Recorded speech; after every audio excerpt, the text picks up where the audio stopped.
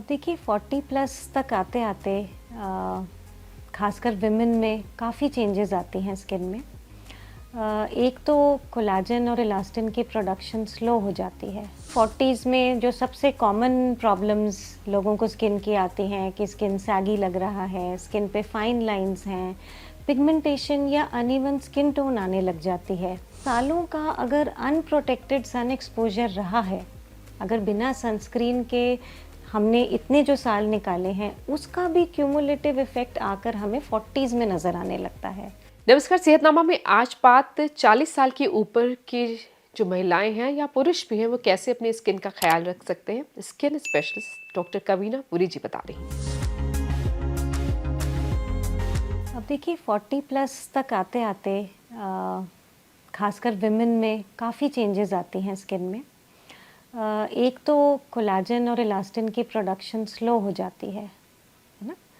और जब हम लेट 40s की बात करते हैं तो वो एज थोड़ी सी पेरीमेनोपॉजल भी होती है, जिस वक़्त ईस्ट्रोजन हार्मोन के लेवल ड्रॉप करने लगते हैं, जिससे स्किन थोड़ी पतली होती है और कोलाजन प्रोडक्शन में कमी आती है। तो ऑब्वियसली 40s में जो सबसे कॉमन प्रॉब्लम्स लोगों को स्किन की आती हैं कि स्किन सैगी लग रहा है, स्किन पे फाइन लाइंस हैं, पिगमेंटेशन या अनइवन स्किन टोन आने लग जाती है। ये इस कारण भी होता है जो इतने सालों का अगर अनप्रोटेक्टेड सन एक्सपोजर रहा है, अगर बिना सनस्क्रीन के हमने इतने जो साल निकाले हैं, उसका भी क्यूमुलेटिव इफ़ेक्ट आकर हमें 40s में नज़र आने लगता है। तो सैगी स्किन, फर्मनेस कम हो जाती है, फाइन लाइंस आ जाती हैं, ये सारी प्रॉब्लम्स हमें 40s के एज ग्रुप में ज़्यादा दिखती हैं। ऑयल प्रोडक्शन भी थोड़ा कम हो जाता है, स्किन ड्राई की तरफ जाने लग जाती है, जिनकी ऑयली भी थी उन्हें भी अब स्किन ड्राई और कई बार इरिटेटेड लगती है। तो इन सब चीज़ों को ध्यान में रखते हुए हमें 40s का एक स्किन केयर रूटीन बनाना चाहिए। कोई ज़रूरी नहीं है कि जो फेस वॉश या जो प्रोडक्ट्स आपको पहले सूट करते थे वो अब आपको सूट करें। तो ऐसे में जो हमारा नॉर्मल रूटीन है एक क्लेंजिंग का, टोनिंग, मॉइस्चराइजिंग और सनस्क्रीन, ये तो फॉलो करना ही है। सिर्फ चूज़ ये करना है कि अब हमारा क्लेंज़र प्रेफरेबली नॉन फोमिंग हो, थोड़ा जेंटल क्लेंज़र हो। इनफैक्ट हम अपना फेस वॉश कुछ ऐसा भी चूज़ कर सकते हैं जिसमें थोड़े से एक्सफोलिएटिंग फैक्टर्स डले हों, क्योंकि इस एज पे आके हमारी स्किन की रिन्यूअल, कि हमारी जो डेड स्किन हटनी चाहिए और नीचे से फ्रेश स्किन आनी चाहिए, वो अंदर से स्लो हो जाती है। तो अगर हमारे फेस वॉश में कुछ ऐसे इंग्रेडिएंट्स होते हैं, ग्लाइकोलिक एसिड, सैलिसिलिक एसिड, तो हल्की परसेंटेज में ऐसे वाले फेस वॉशेस जो थोड़ा स्किन को एक्सफोलिएट करें, वो स्किन को ज़्यादा हेल्दी रख सकते हैं। हमारे मॉइस्चराइजर्स थोड़े ज़्यादा नरिशिंग होने चाहिए इस एज पे।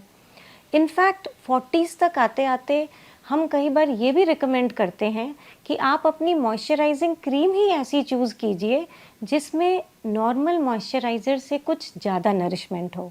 जैसे कई कोलाजन की क्रीम्स आती हैं, स्टेम सेल की क्रीम्स आती हैं, या कुछ एंटीऑक्सीडेंट्स डली हुई क्रीम्स हों।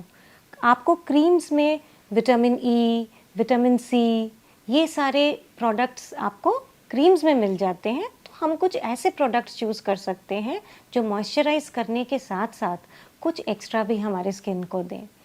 एक बहुत ही अच्छा कंपोनेंट होता है हमारी स्किन में हाइलुरोनिक एसिड, जो हमारे स्किन में नॉर्मली होता है, जो हमारी स्किन को शाइन देता है। तो अगर हम कुछ ऐसे प्रोडक्ट्स चूज़ करते हैं, क्योंकि एज के साथ हाइलुरोनिक एसिड भी स्किन में कम हो रहा है, तो हाइलुरोनिक एसिड वाले मॉइस्चराइजर्स हमारे स्किन को बहुत ही हेल्दी और एक नेचुरल हेल्दी शाइन भी देते हैं। तो कुछ ऐसे प्रोडक्ट्स हम चूज़ कर सकते हैं। टोनर्स अगर हमें यूज़ करने हैं, प्रेफरेबली अल्कोहल फ्री होने चाहिए ताकि हमारी स्किन इरिटेट ना हो। हमेशा क्लेंजर के बाद टोनिंग होती है, उसके बाद आप अपना मॉइस्चराइज़र लगाते हैं और उसके ऊपर सनस्क्रीन आती है। अब इस एज पे जो एक प्रोडक्ट ऐड करना बहुत ज़्यादा ज़रूरी है, वो है एक अंडर आई क्रीम, क्योंकि आईज़ के पास की स्किन पतली होने के कारण सबसे पहले एजिंग के साइंस दिखाती है। So under eye cream ideally हम तो कहते हैं 30 पे स्टार्ट करनी चाहिए, बट एटलीस्ट 40 तक आते आते हमें एक अंडर आई प्रोडक्ट ऐड करना है। वो भी हम चूज़ कर सकते हैं कि प्रोडक्ट ऐसा हो जो हाइड्रेट भी करे स्किन को, थोड़ा सा कोलेजन प्रोडक्शन में भी हेल्प करे और पफिनेस को भी कम करे, जो कि इस एज में काफ़ी बार नज़र आने लग जाती है, puffiness below the eyes.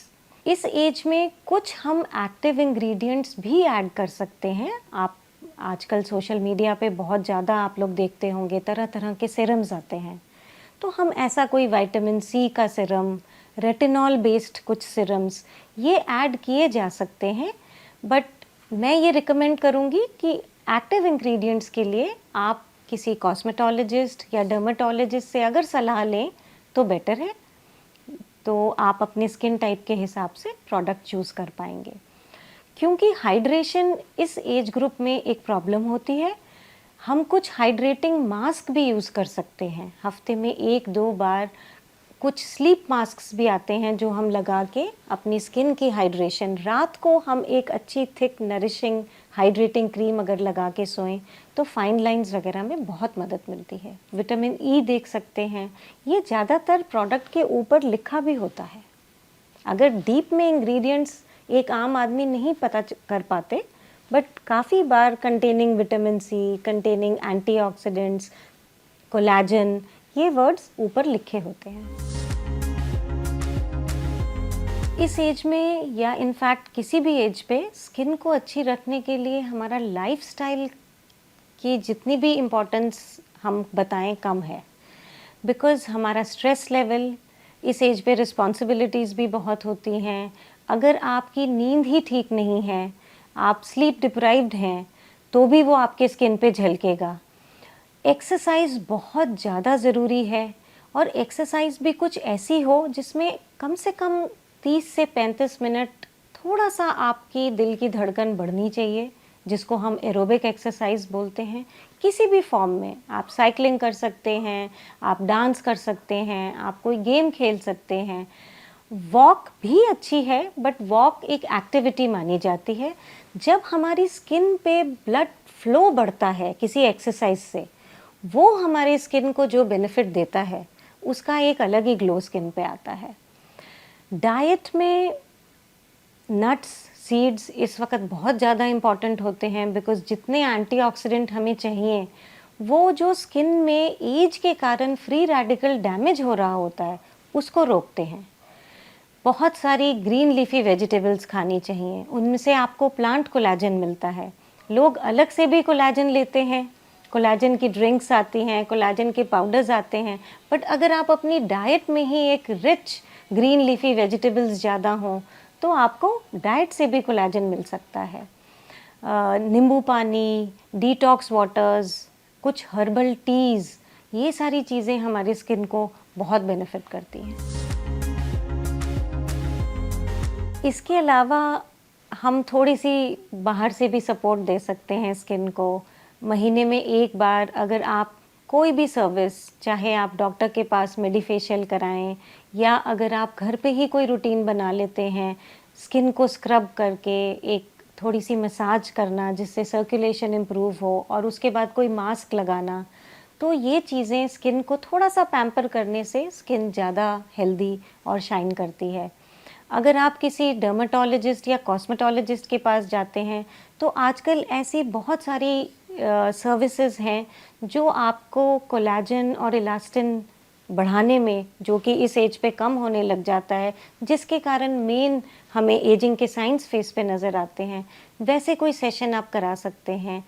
Peels करा सकते हैं, मशीन बेस्ड कुछ सर्विसेज होती हैं, रेडियो फ्रीक्वेंसी होती है जो आपके स्किन के अंदर जाकर, कुछ लेज़र्स भी होते हैं, कुछ वार्मथ क्रिएट करते हैं जो आपके सेल्स को कोलेजन और इलास्टिन बनाने में मदद करते हैं।